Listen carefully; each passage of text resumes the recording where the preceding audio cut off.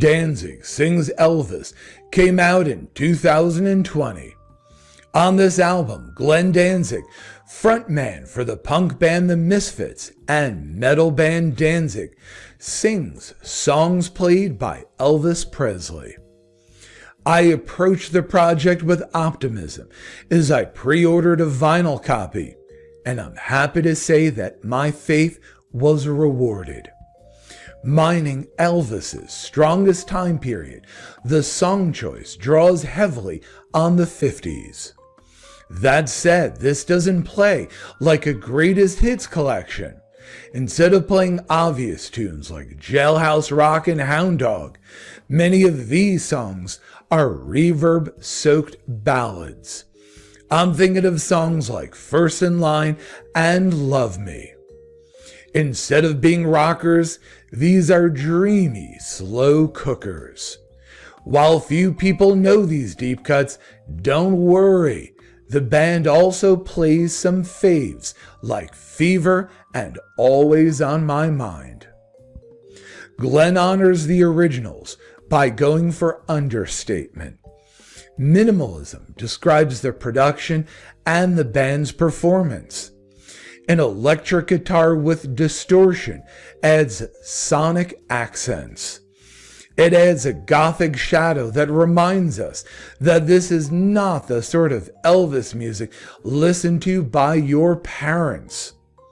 With such a sparse production, the vocals become the make-or-break element. As if in preparation for this project, Glenn's vocal style has of course been deeply inspired by the King.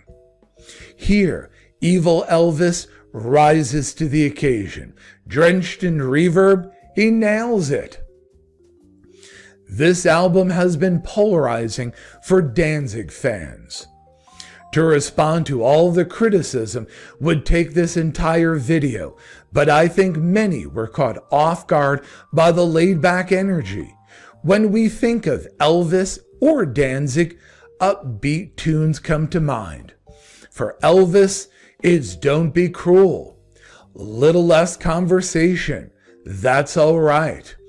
Indeed, if you're expecting a hootenanny, you'll be disappointed, as the album is emotionally cool and it likes to take its time. The project makes sense when we appreciate that this was Danzig's intention. Another issue is that while Danzig has always been a follower of the King, he brings a fan base that doesn't equally appreciate Elvis Presley. In the very least, there's a listening pivot that needs to happen when playing this after Lucifuge. I approach this as both a fan of Elvis and the Misfits, so I feel like this project was made for me. That said, give it a few listens and let it grow on you.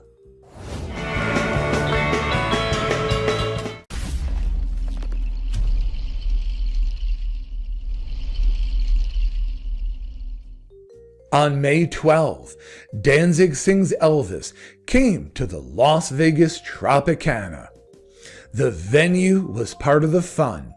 While Danzig tends to play at rock venues like arenas and theaters, this is a casino showroom.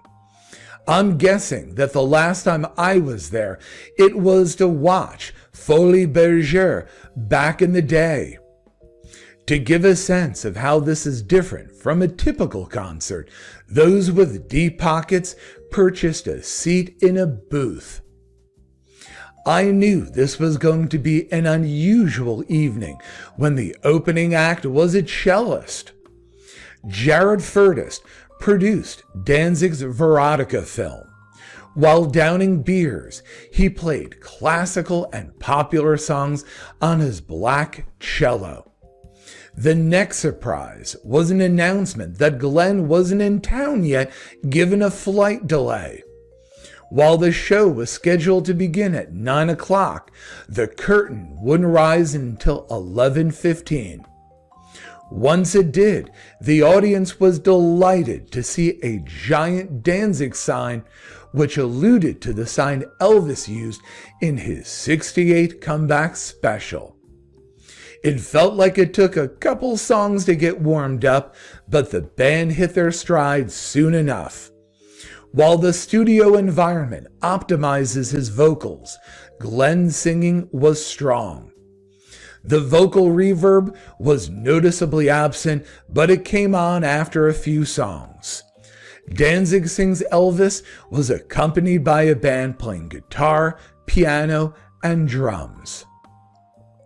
Now, the album doesn't contain enough material for a full-length show, so I wondered if there would be additional Elvis songs or if the group might play a second set of Danzig material.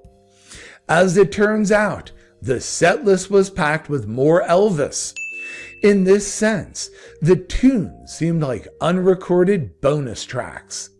Glenn had fun sharing the backstory of songs. He emphasized the un-PC nature of songs like Girl of My Best Friend. To enhance the experience, the audience really knew Elvis's music. Highlights included Always on My Mind, She Thinks I Still Care, and Little Sister. Despite playing Vegas, there was no Viva Las Vegas. There were additional upbeat songs, but the show still channeled the album's chill vibe. In this context, it makes sense that it was a sit-down audience.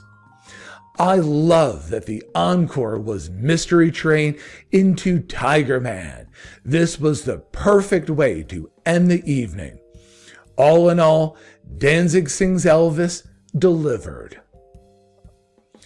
While the music was fantastic, there was a toxic vibe to the evening. It all relates to Danzig's hubris, although there are more pejorative terms for his brand of rock star syndrome. It started with Glenn being late. If your plan is to fly in, do the show, and fly out, you have to know that, flights can get delayed. There is a solution to this problem. Get there early. If you get to town a day early, know that Vegas isn't the worst place to spend a night. I mean, Elvis stayed here for 7 years. Glenn told the audience that he would have apologized, but it wasn't his fault. Try that on your boss the next time you get to work late because you got stuck in traffic. The next issue was the no photo policy. Now, when I go to the Smith Center to see the Philharmonic, the same policy is in place. In that situation, I assume that it's to limit the distractions that could spoil the experience. Is this why Danzig doesn't allow recording? It seems unlikely to me.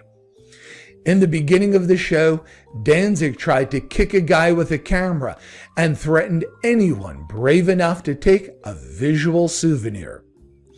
I was surprised, as this wasn't a policy when I saw him in the original Misfits. Being a control freak like this isn't very punk rock, Glenn. That said, the policy explains why this review contains no photos or videos of the performance. The other unsettling part of the evening was when Danzig berated his band. At one point, he stopped a song in the middle and publicly criticized his guitar player for being out of tune. I felt bad for the guy. So it's weird to go to a show and feel bad for the way band members treat each other. With this negative vibe, it took some effort to enjoy the evening. It's unfortunate that to stay a fan, we just have to accept that Danzig's a diva. What does this show have to do with Las Vegas? Vegas is the perfect city to host Danzig Sings Elvis. While the King had his big residency in Sin City, he was also married here.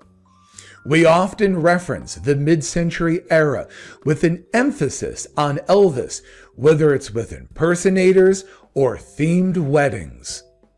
The fact that the show was booked in a casino showroom really resonated with the mid-century memory of the king. I wondered if there was thought about doing the show in the Westgate, Elvis's former Vegas venue.